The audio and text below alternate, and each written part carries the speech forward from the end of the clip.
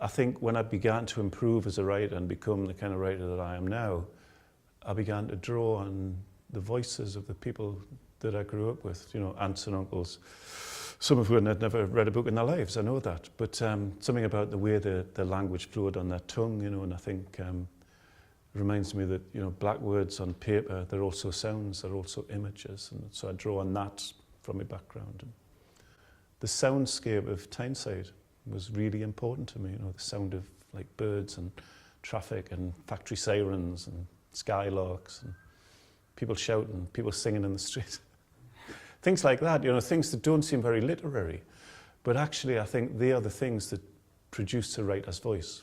It was only decades later I realised, you know, that actually my voice was formed, of course, by being brought up on Tyneside and the voices of people, voices from my childhood.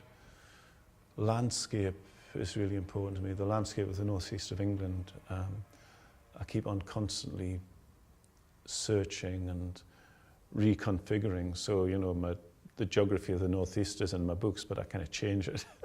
So the geography is not quite like the real geography. So I'm kind of creating a fictional northeast. But now, because I used it so much, each time I use it, I don't always use it, but each time I use it, it feels like, it feels like a kind of another country. It feels like a place of myth. So if somebody said to me, will you write a murder story? I'd immediately start thinking, oh, where could a murder take place in Gateshead? You know, so I'd imagine a street in Gateshead and the murder would be there. So I wrote this play called My Dad's a Birdman, and it was on at the Young Vic. And I kind of loved it. I really liked the characters. I loved Lizzie, I loved her dad.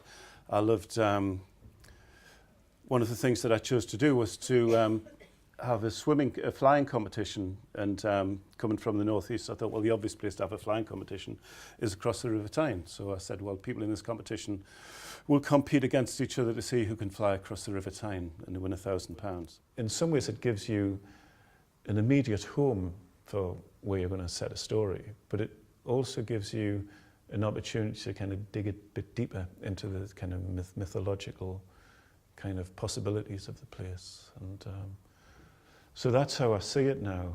And it's also because, for me, using the landscape and the geography also comes with language. You know, it's all northern language as well. And if there's one thing I'm really kind of pleased about with my work, is the fact that I've been able to use northern language and northern kind of speech rhythms and northern syntax and get it into literature. And people say, oh, that's quite good.